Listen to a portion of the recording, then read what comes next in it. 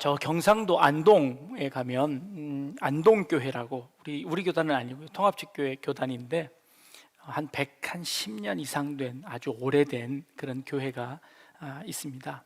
그 교회가 100년을 맞이하며 그 행사로 역사를 이렇게 돌이켜보는 그런 행사를 가졌습니다. 그 일환으로 교회가 가지고 있는 기록물을 디지털 자료로 이렇게 전환하는 그런 작업을 했는데요.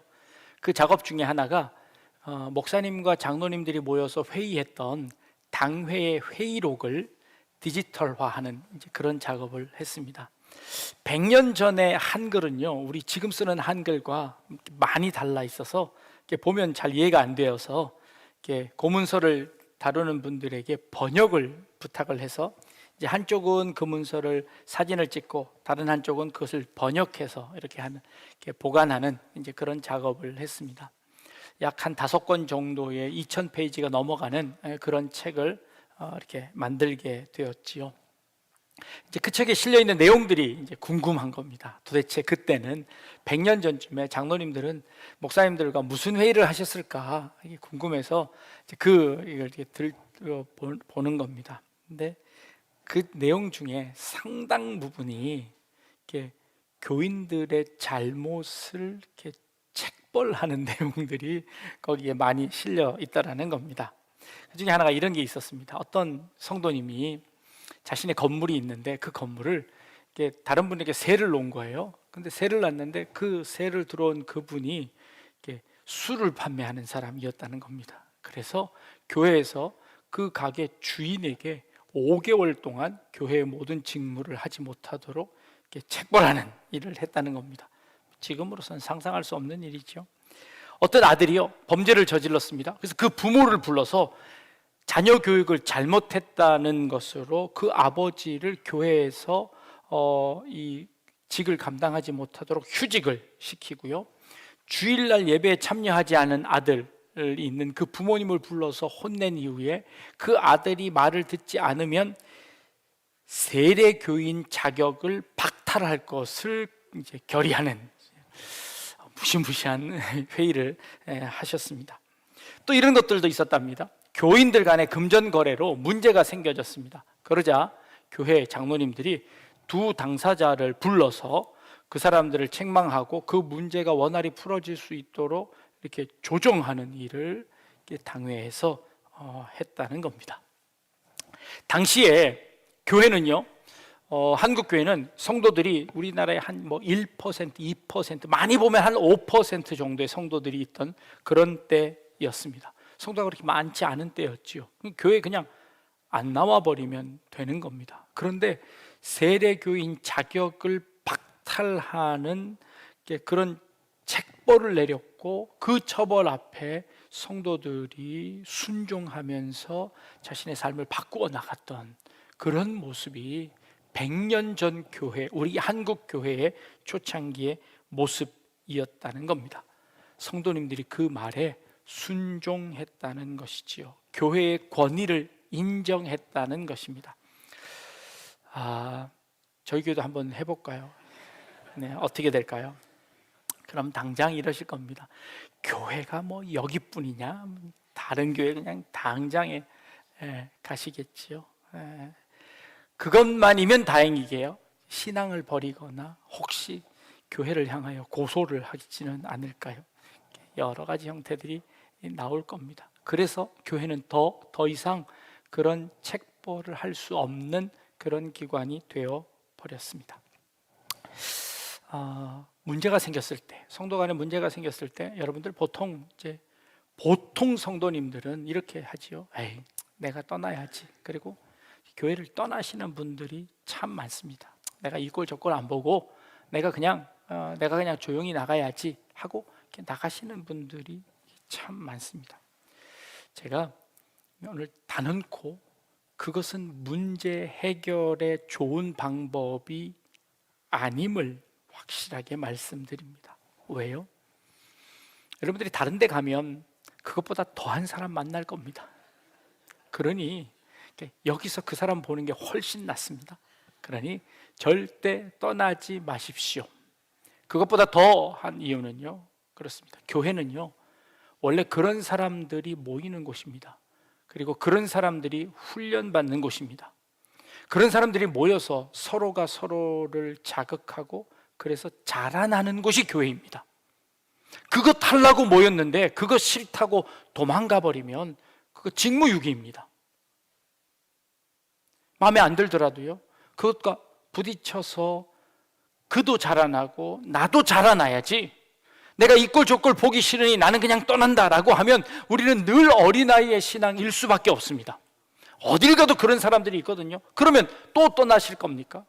그러면 문제 해결은 안 됩니다. 그걸 통해서 내가 자라나는 겁니다. 성숙하는 겁니다.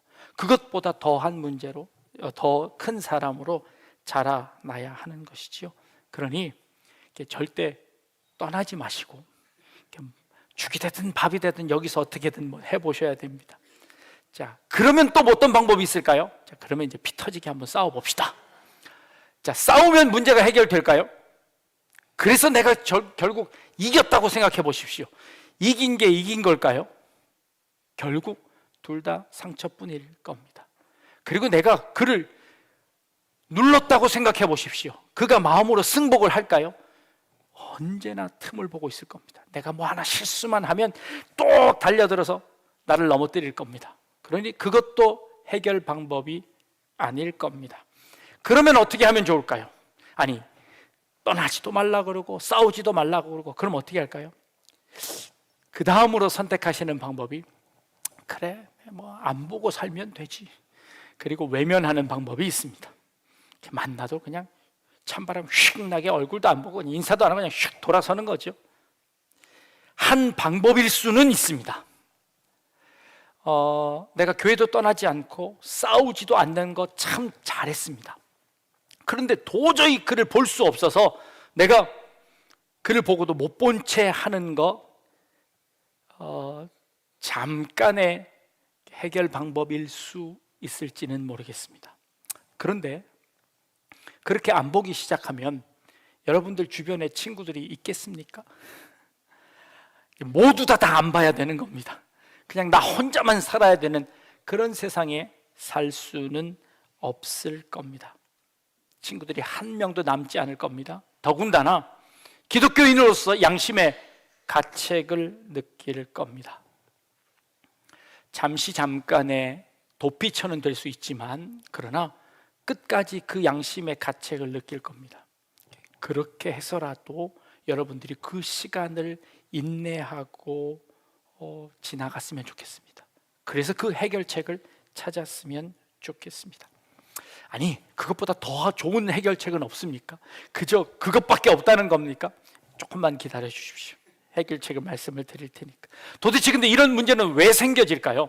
교회 안에서 생겨지는 문제들 중에 단연 첫 번째 문제는 무엇이냐면 돈 문제입니다. 이거는 교회가 아니라 어디서든지 생겨나는 가장 첫 번째 문제는 재정적인 문제입니다. 가장 첫 번째는요, 담임 목사가 교회의 헌금을 자기 마음대로 사용하는 경우들이 참 많았습니다.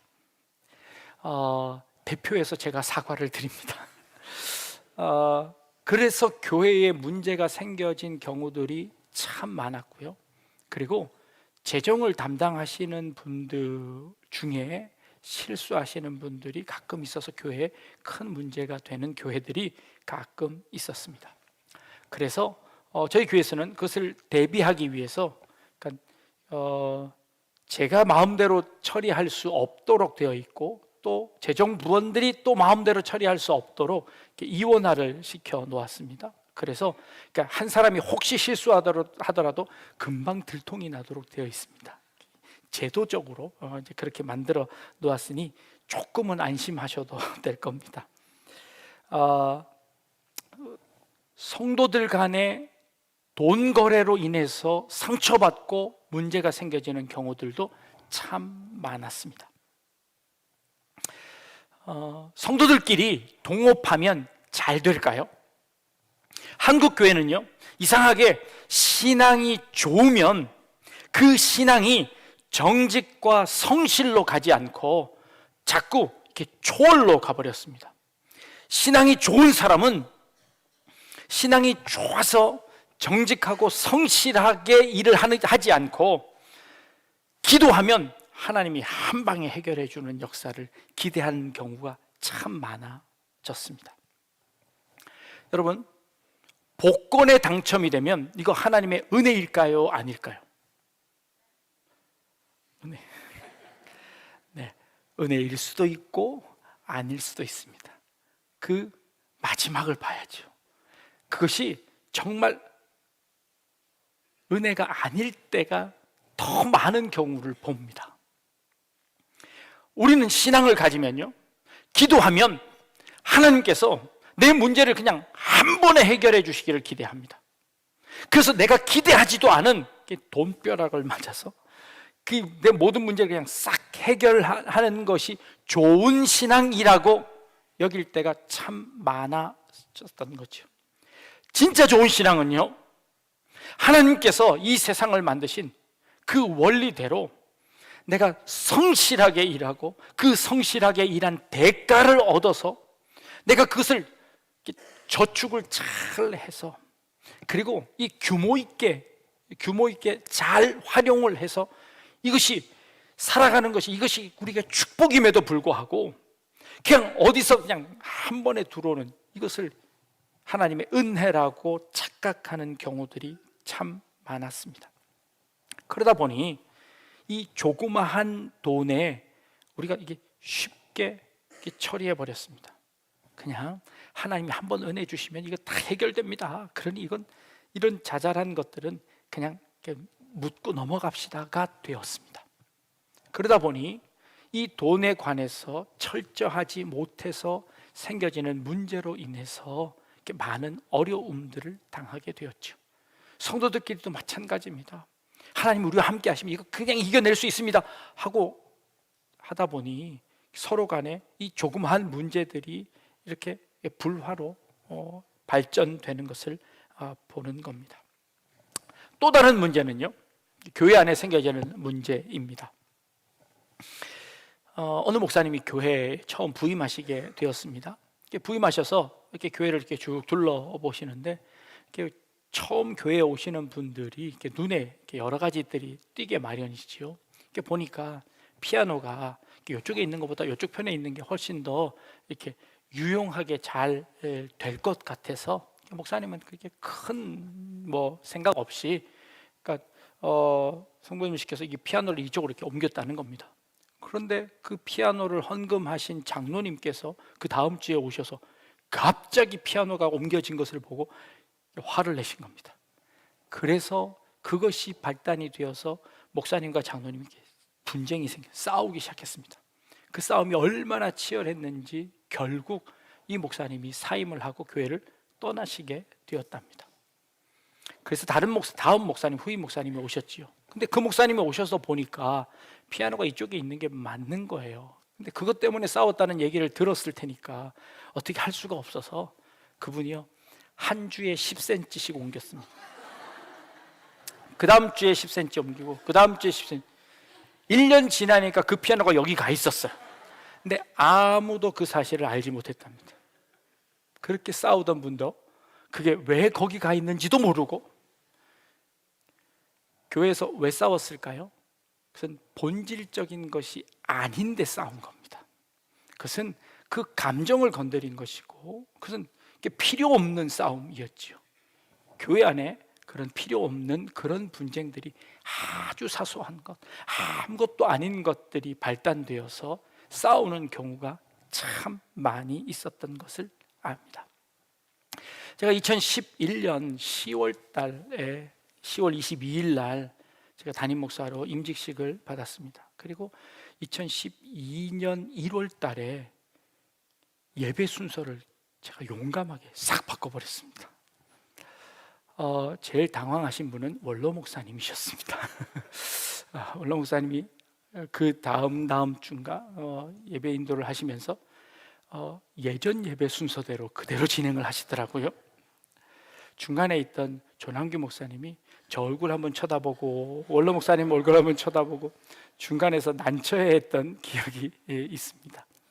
지금 생각하면 제가 참 용감했었습니다. 무식했었군. 그렇습니다. 이게 그게 큰일 아닌데 그런 일들로 인해서 교회에 분쟁이 생겨지는 겁니다. 그런데 여러분, 만약에 교회에 그래서 목사와 장로님들이 이렇게 분쟁이 생기면 여러분들은 누구 편 들어주실랍니까? 묻지 마시고 제 편 들어주실 거죠? 아닌가요? 누구 편이 어디 있습니까? 나는 하나님 편입니다. 옳은 편에 서겠습니다 라고 용감하게 얘기하실지도 모르겠습니다. 누가 옳은가요? 무엇이 옳은가요? 알 수 없을 때가 참 많습니다. 교회에서는요, 틀린 것 같고 목소리 큰 사람들은 별로 없습니다. 다 옳기 때문에 주장하는 겁니다. 틀린 것 같고 그렇게 우기는 사람들은 교회 안에는 잘 없습니다. 그렇게 할 수가 없어요. 자기가 옳다고 믿는 신념이 있기 때문에 그러는 거죠. 근데 양쪽 다 옳다고 우기면 그 다음에는 누구 편을 들어주실랍니까? 오늘 교회 분쟁이 생겼을 때 이거를 해결할 수 있는 판단 근거로서 여러분들에게 한 2가지 정도를 제시하려고 합니다. 첫 번째는요, 이 일이 누구에게 유익이 되는가입니다. 이 싸움이 누구에게 유익을 주는가입니다. 이것이 나에게 유익을 주거나 혹은 저 사람에게 유익을 주거나 하면 그것은 둘 다 잘못되었습니다. 그 이익이 교회의 유익이어야 합니다. 그 이익이 하나님의 나라의 유익이어야 합니다. 모든 분쟁을 결정하는 가운데서 첫 번째 원칙은요, 이 교회가 얼마나 유익을 얻을 수 있느냐입니다. 이 하나님의 나라가 얼마나 올바로 세워질 수 있느냐입니다. 나의 이익, 저 사람의 이익이 아닙니다. 그런데요, 그것도 잘 모를 때가 있습니다. 어떤 편을 들어야 하나님 나라가 유익될지 모를 때도 있습니다. 그러면 조금 더 쉬운 방법은요, 어떤 방법이 더 교회에 위험한가? 어떤 방법이 교회에 더 해로운가입니다. 교회에 덜 해로운 쪽을 선택해야 합니다. 실제로 한국 교회에 많은 교회들 가운데 문제가 생겨서 이 문제로 인해서 그 해결하는 방법이 서로 싸우다가 도저히 그 싸움이 해결이 안 나니 서로 옳다고 하니 그 두 사람이 다 세상 법정에 고소하는 일들이 참 많았습니다. 오늘 우리가 읽은 본문에 사도 바울이 고린도 교회에다가 이야기하는 이 권면하는 말이 똑같은 말입니다. 고린도 교회 안에 문제가 생겼습니다. 그러자 이 성도들 간의 문제를 자기들끼리 해결하지 못하고 세상 법정에다가 고소를 한 겁니다. 너희 안에 그것을 재판할 사람이 그렇게 없더냐? 사도 바울이 질문하는 겁니다. 그걸 해결할 수 있는 사람이 너희 교회 안에 없더냐? 그걸 세상 법정에다가 고소를 하느냐? 라고 묻는 겁니다. 한국 교회에 목사님들과 장로님들이 잘 싸웁니다. 그래서 의견이 맞지 않을 때 서로 다투다가 결국 이렇게 한쪽이 세상 법정에다가 고소를 합니다. 장로님이 목사님을 고소했지. 그 목사님이 가만히 있을까요? 나도 고소를 하지. 막 고소를 합니다. 그래서 고소를 딱 하면 결국에 이게 이제 법정 문제로 돼서 법정으로 갑니다. 법정의 판사님은 집사님이십니다. 집사님이 장로님, 목사님 불러놓고 판단을 내립니다. 세상 법정에서는 어떻게 판단을 내릴까요? 교회의 규약이 어떻게 되어 있는지를 묻습니다. 왜냐하면 이 교회도 사회법으로 볼 때는 한 단체이니 그 단체의 규칙이 있지 않느냐? 그러면 그 규칙을 가지고 와라. 그 규칙대로 판단해 주겠다라고 이야기합니다. 그러면 교회의 규칙이 있지요. 그 교회의 규칙은 어디서 나왔을까요? 성경에서 나왔습니다.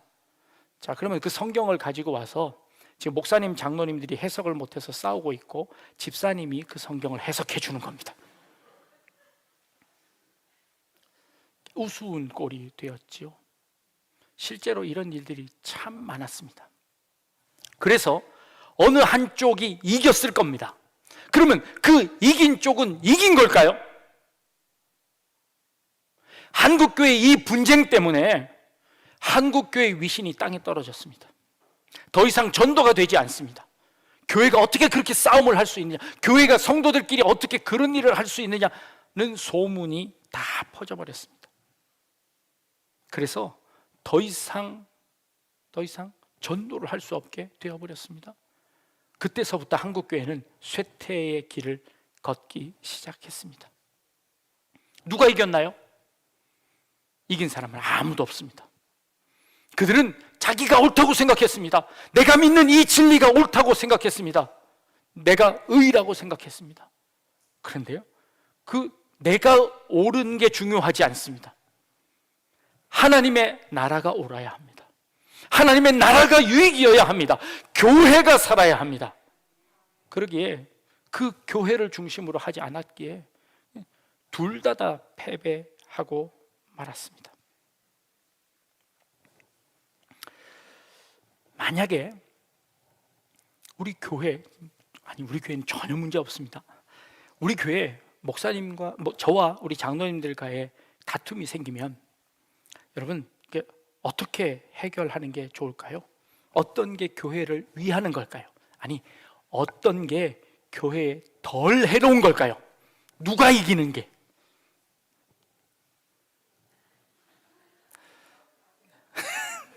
네, 안 싸우겠습니다. 예전에 목사들이 이렇게 성도님들을 협박했습니다.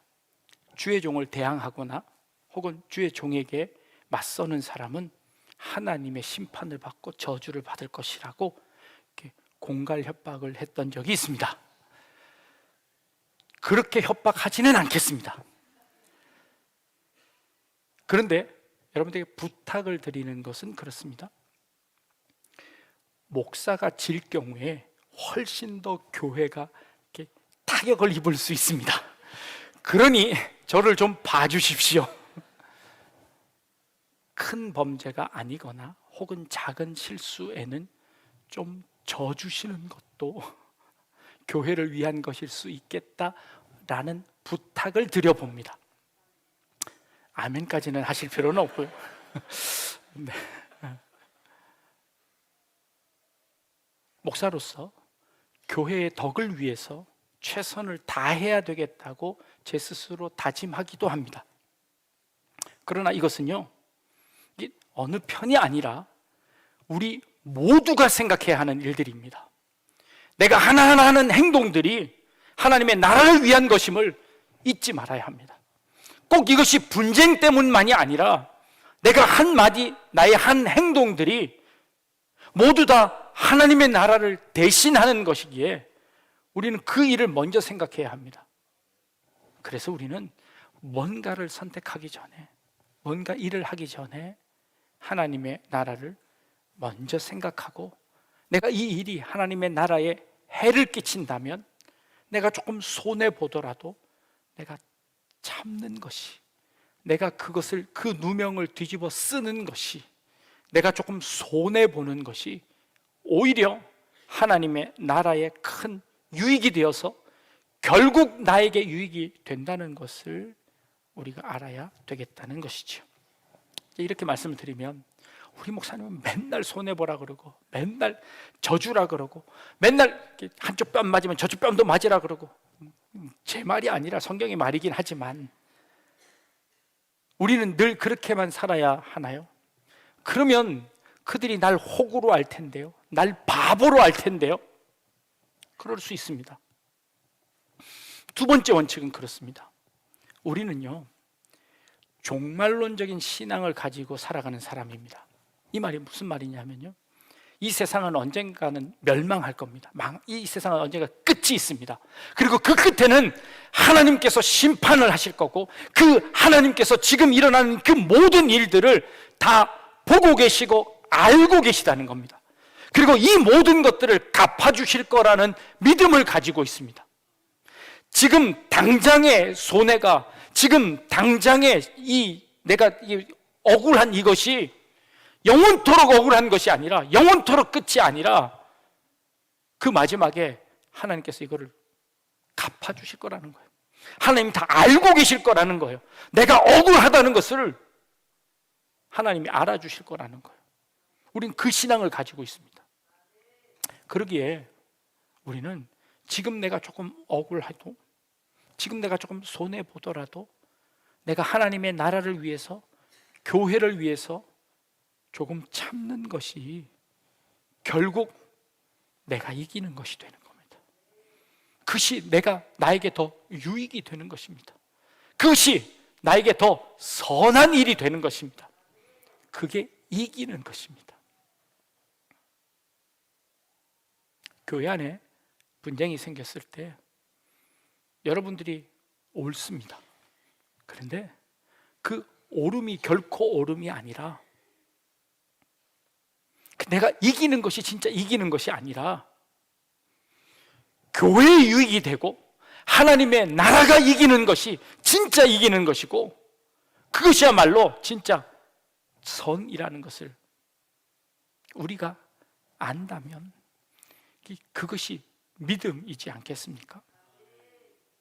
그래서 우리 성도들은요, 우리에게 문제가 하나도, 우리에게 문제 없습니다.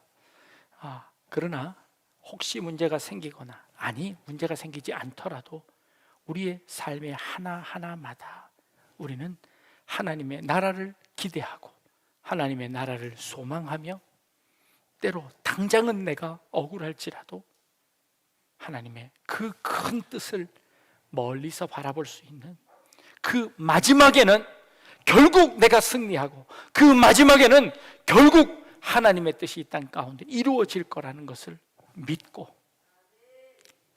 믿음으로 참고 인내하고 견디며 승리할 수 있는 그런 우리 성도님들 다 되실 수 있기를 주님의 이름으로 축복합니다.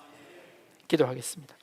하나님, 우리가 죄인이기에 우리의 살아가는 삶의 여러 장에서 문제들이 있음을 고백합니다. 그러나 그 문제들 앞에서 우리 하나님의 나라를 생각하게 하시고 하나님의 뜻을 생각하게 하시고 모든 것을 주장하시는 하나님께 맡기며 믿음으로 나아갈 수 있는 저희들 될 수 있도록 인도하여 주옵소서. 감사드리며 예수님의 이름으로 기도합니다. 아멘.